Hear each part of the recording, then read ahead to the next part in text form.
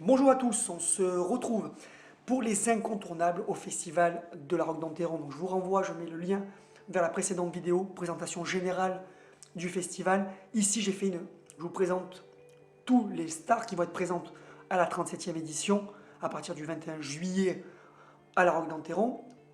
Et je vais m'arrêter sur quelques-uns que je trouve particulièrement intéressants ou dont le programme m'a attiré cette année. Donc déjà, commençons. Vous allez avoir qui cette année? Evgeny Kissin, c'est ça la grande nouveauté cette année, quelqu'un de très rare au concert, 30 concerts par an à peu près. Vous aurez Arkady Volodos, aussi assez rare, assez particulier. Une star internationale, mais peut-être un peu moins connue que certains, parce que voilà, ça reste, il a un parcours un peu plus particulier, même s'il fait partie des meilleurs pianistes de son époque. Vous aurez les incontournables du festival, Nicolas Angelich, Boris Berezovsky et Nikolai Lugansky. Parmi les petits changements par rapport aux dernières années, Nelson Frère, le grand pianiste brésilien. Le trio Vanderer, une référence du trio avec piano, violon et violoncelle, toujours présent chaque année. Renaud Capuçon, le célèbre violoniste aixois, sera présent. Si vous adorez Mozart, une des grandes spécialistes, Anne Kefelec, vous jouera du piano et des concerts, des œuvres pour piano et des œuvres pour piano et orchestre. Vous aimez la voix, vous aurez Barbara Hendricks, qui a fait un tabac l'année dernière et qui revient.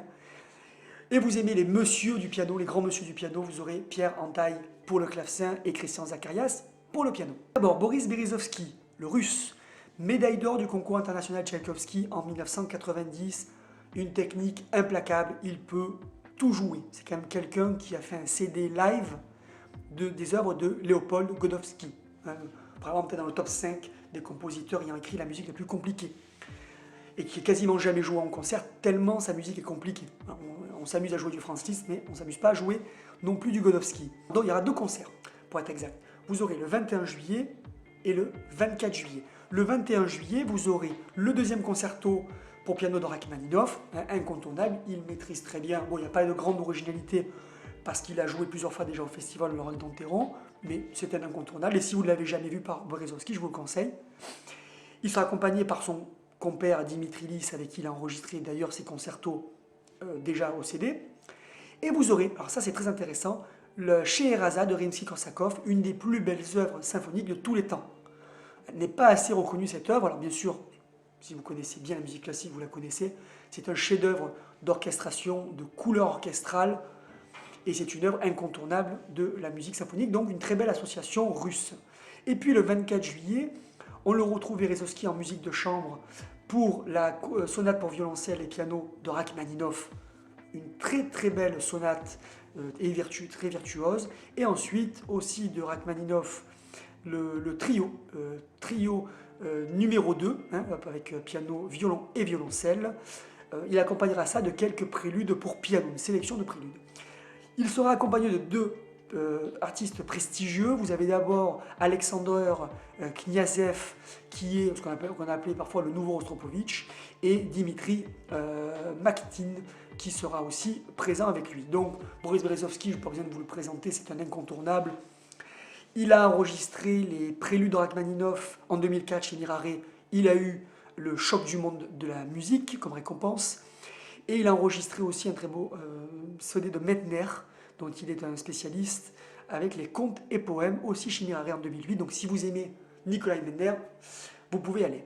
Il a eu aussi 4 étoiles de Classica en 2013 pour son deuxième concerto de Tchaïkovski. Donc une référence qu'on ne présente plus. Evgeny Kissin, russe aussi, qui a fait sensation dans les années 80 quand on l'a découvert très jeune, qui est un incontournable, mais qui se fait de plus en plus discret. On le retrouvera le 22 juillet à 21h30, donc comme Berezovsky, au parc du Château de Florent, je ne l'ai pas précisé, Berezovsky sera au parc du Château de Florent. Donc bien sûr, il y a eu des nombreux prix qui signent, dont un Grammy Award. Donc il fait très peu de concerts aujourd'hui, une trentaine par an, donc c'est l'occasion de le voir, ne le ratez pas si vous ne l'avez jamais vu. Et son programme sera assez ambitieux avec la sonate Amer clavier de Beethoven, une des plus grandes sonates de tous les temps et une des plus, de toute façon, des plus aussi difficiles, puisqu'elle associe à la charnière entre la deuxième et la troisième période de Beethoven. Donc on a un côté encore romantique, très mélodieux, mais déjà l'écriture contrapuntique, hein, cette construction très complexe qu'on va retrouver à la fin de sa vie, très inspirée de Bach. Et vous aurez aussi une sélection de 12 préludes de Rachmaninov, donc un concert à ne pas rater. Arkady Volodov, je vous en ai parlé, incontournable, une technique extraordinaire. Il est né à Saint-Pétersbourg en 1972, donc il a commencé très jeune évidemment le piano. À l'âge de 8 ans, il faisait aussi des cours de chant et de direction, mais il s'est mis vraiment au piano qu'à l'âge de 16 ans. Vous imaginez, très tardivement. Et pourtant, il est devenu, après des études au conservatoire de Saint-Pétersbourg, à Moscou, à Paris et à Madrid. Il a fait ses débuts en 96, début de Tony Truant. Il a été d'ailleurs nommé instrumentaliste de l'année par Echo Classic, un magazine allemand. Il a eu récemment, alors pour parler de ça, alors bien sûr il est très célèbre aussi en tant qu'arrangeur pour piano, il a arrangé plusieurs œuvres. Il a fait par exemple un arrangement de la marche turque de Mozart, si vous ne la connaissez pas, je vous la recommande, vous tapez sur YouTube, vous trouverez sans problème. C'est vraiment un arrangement très très virtuose, très impressionnant et qui est souvent enregistré par d'autres pianistes. Et puis, on lui doit aussi un truc intéressant, c'est qu'il a été le premier à retranscrire à l'oreille les variations Carmen d'Horowitz. Parce que la partition n'avait pas été publiée. Et donc, en écoutant Horowitz, les enregistrements d'Horowitz, il a fait la retranscription, ce qui est très difficile, évidemment, vous l'imaginez. Donc, c'est le premier à l'avoir fait, et ce qui a permis, bien sûr, que l'œuvre soit enregistrée. Donc, Arkady Volodov, bien sûr, un incontournable, et qui a été, bien sûr, récemment, bien sûr, s'est démarqué par un CD qui a eu un choc de Classica et un diapason d'or. C'est très rare d'avoir les deux en même temps, en 2013. Dédié à Mompou, ça s'appelle Volodos Plays Mompou, le célèbre compositeur espagnol. Volodos, il avait déjà joué en 2016 au Festival de Rock d'Enterron, j'étais là. Un concert alors particulier parce que Volodos, ses programmes sont bizarrement conçus. On voit les pièces, on ne voit pas le lien. Il n'y a pas de lien historique ou de lien musicaux évident. En fait, le lien, il se comprend quand on va jouer Volodos parce que c'est sa façon de jouer, son approche très personnelle qui donne du liant à tout ça. Donc c'est vrai qu'au départ, l'année dernière, il avait joué Papillon opus 2 de Schumann, 3 intermezzi opus 117 de Brahms et une sonate donc, de Schubert, la D 959.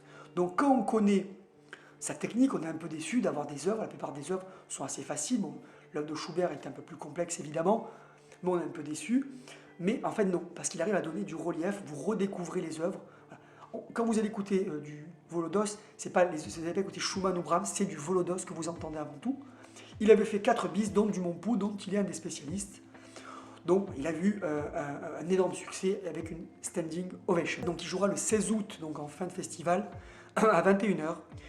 Il nous jouera du Mompou, scène d'enfant, donc je l'ai dit, hein, il maîtrise tout à fait son compositeur. Et puis il jouera une sélection d'œuvres de Scriabine, son étude opus 8 numéro 1, hein, qui fait penser beaucoup à Chopin.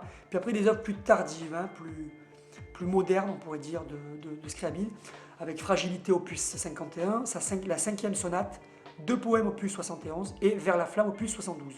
Il accompagnera encore par la sonate de Schubert D 959 qu'il avait jouée en 2016. Donc voilà, c'est très riche. Si vous n'avez jamais entendu Arkady Volodos, il faut l'écouter au moins une fois. Et si vous faites partie de ce nombre de fans, je n'ai pas besoin de vous convaincre d'y aller. On passe à Nikolai Lugansky. Alors, incontournable aussi, 2e prix au concours international Tchaïkovski en 1994. Il a été, alors en 2016, on croyait connaître Lugansky, puisqu'il a fait plein de CD, il a une réputation internationale, et pourtant en 2016, il nous a surpris lors du festival de l'Arc d'Enterron avec un nouveau style de jeu, beaucoup plus dans le toucher, dans la subtilité, et ça a été vraiment un coup de foudre, tout le monde a été subjugué, parce qu'on connaît Lugansky, on sait qu'on va avoir un grand concert, mais là, il a fait un des 2 ou 3 meilleurs concerts du festival l'année dernière. Alors j'ai pu discuter avec lui, et il m'a dit qu'il voulait passer un peu autre chose, une certaine évolution. Il s'intéresse à d'autres compositeurs, il est à Bach notamment, là où on ne l'attendrait pas forcément. Et c'est vrai qu'on sent une évolution et il nous a montré des qualités qu'on ne lui connaissait pas. Et je pense qu'il est devenu encore plus extraordinaire l'année dernière avec ce qu'il a fait. Et j'attends avec hâte donc ce nouveau Lugansky, encore plus poète du piano. Cette année, en plus, il a très bien choisi ses œuvres par rapport à cette nouvelle vision de la musique. Il va jouer les saisons, opus 37 B de Tchaïkovski. Donc c'est très très bien, parfait. Pour faire de la poésie au piano, c'est parfaitement adapté. 4 mazurkas de Chopin et la polonaise Fantaisie, opus 61 de Chopin. Il terminera par quelques préludes de Rachmaninoff. Bon, c'est un incontournable, mais ça risque d'être un grand moment, c'est Saison de Tchaïkovski. Donc même si vous êtes habitué de Luganski, mais que vous ne l'avez pas vu en 2016, ne ratez pas cette édition 2017. Christian Zacharias, très connu, peut-être moins médiatisé que peut-être que les précédents, mais quand même très connu, puis c'est une référence. C'est un monsieur du piano, une classe extraordinaire. Bon, il est aussi chef d'orchestre, c'est un Allemand, mais il vit aujourd'hui en Angleterre. C'est un spécialiste des œuvres du début du XVIIIe siècle. L'année dernière, d'ailleurs, il avait joué ça très bien. Donc en fait, il aime d'ailleurs diriger des orchestres sur des instruments d'époque. Donc il aime bien ce qu'on appelle la musique baroque. Donc il le joue très bien. Il avait été deuxième prix du concours Van Cliburn, donc très prestigieux en 1973. Donc hein, ça a toute sa technique. Artiste de l'année du Midem en 2007. Midem de Cannes de 2007. Officier des arts et des lettres de France. Il a eu, pour concerto de Mozart chez MDG, il a eu le Diapason d'or, le Choc du monde de la musique, le prix Éco-Classique et le Choc de Classica. Donc là, tout le monde était d'accord pour dire que c'était un chef-d'œuvre, et je parle des concertos de Mozart, c'est-à-dire des œuvres jouées et rejouées par les plus grands. Donc vous voyez la référence. Donc c'est qu'il est très à l'aise, de toute façon on va dire dans l'ensemble, son terrain de jeu, le XVIIIe siècle, de toute façon je le trouve très à l'aise dans le XVIIIe siècle. Il a eu 5 de diapason pour les symphonies, première et troisième symphonie de Schumann en tant que chef d'orchestre. Et il a eu un diapason d'or pour les 49 sonates de Scarlatti chez EMI en 2010. Vous savez qu'il est très bon dans ce registre, comme je vous l'ai dit. Et justement, en 2016, il avait fait un concerto magnifique, surtout la première partie, avec des sonates de Scarlatti, la sonatine de Ravel et des sonates de Solaire. Donc, c'était des œuvres de claveciniste jouées au piano, mais avec son jeu très découpé, comme ça, qui justement, avec très très peu de pédales, il arrive à nous proposer, on arrive presque on retrouve vraiment l'essence du jeu du clavecin au piano. Il n'a pas romantisé, on va dire, les œuvres des clavecinistes. Ça, c'est très bien. Deuxième partie un peu plus originale par l'approche, parce qu'il a appliqué cette méthode à Chopin. Il a joué un scherzo, des mazurkas, deux scherzos, pardon, un mazurka.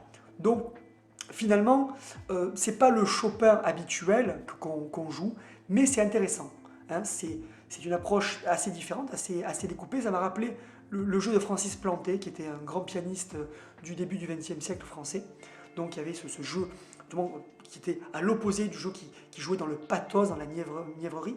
Donc c'est assez aussi intéressant de découvrir ce Chopin-là, mais c'était un très beau concert avec 3 bis très bien pensés. Jamais de banalité, toujours des propositions, des nouvelles propositions, toujours intéressant. Un jeu précis et beaucoup d'élégance. Donc Christian Zacharias, c'est un incontournable évidemment pour 2017. Et justement en 2017, il jouera le 31 juillet à 21 h au parc du Château de Florent. Alors une sonate D537 de Schubert, ensuite une œuvre des Länder et Walzer de Schubert aussi. Les valses nobles et sentimentales de Ravel, ça me plaît beaucoup parce qu'il a été très bon dans Ravel l'année dernière. Et enfin, les David Buller-Tanz de Schumann, qui vont certainement lui aller très bien. Donc, Monsieur Zacharias, à aller voir sans aucun doute aussi. Le trio Wanderer sera bien sûr présent pour fêter ses 30 ans de carrière. Ils sont là depuis les débuts, c'est des réguliers, ils font partie des professeurs en résidence. Donc, ce sera un très beau concert basé sur Beethoven. Je ne me rappelle plus la date d'ailleurs, mais allez, vous pouvez les voir sur le programme. Ils vont jouer 2 trios pour piano de Beethoven, le 4 et le 5, le triple concerto, ça c'est une très bonne idée de les voir dans une œuvre concertante, et associé à cela, la 5e symphonie de Beethoven. Ne me demandez pas qu'est-ce que ça vient faire là dans la soirée des trios Wanderer, mais bon, c'était certainement que l'orchestre étant là, on a voulu leur faire jouer aussi une œuvre de Beethoven. Donc une soirée Beethoven en compagnie des trios Wanderer. C'est tout pour cette vidéo des incontournables au Festival de la Roque d'Enterron, donc des stars. Là, vous avez vraiment... Donc, je vous ai cité tous les grandes stars qui vont venir jouer en début de vidéo. Je ne les ai pas toutes détaillées. Je suis resté sur les programmes particuliers. Les autres, Barbara Hendricks ou Nelson Frère, Voilà. Vous les retrouverez certains dans les prochaines vidéos parce qu'elles avaient aussi un intérêt autre que le nom de l'artiste. Mais donc n'hésitez pas à aller voir le programme pour aussi voir les autres pianistes parce que la plupart des pianistes sont célèbres. Mais là, je vous ai fait une sélection. Donc je vous donne rendez-vous dans les prochaines vidéos sur la Rogue d'Enterrand où je vous parlerai de la nouvelle génération dès la prochaine et dans quelques jours. Donc n'oubliez pas de vous abonner, d'appuyer aussi sur la petite cloche à côté de l'abonnement pour être au courant des nouvelles vidéos et pour les avoir régulièrement aussi. Vous pouvez aussi me suivre sur Facebook, vous avez le lien dans la description où vous trouverez aussi le lien vers le site du Festival de la Rogue d'Enterrand, mon adresse mail bien entendu, et n'hésitez pas à mettre des commentaires. Je vous dis à bientôt pour une prochaine vidéo sur le Festival de la Rogue d'Enterrand. Ciao!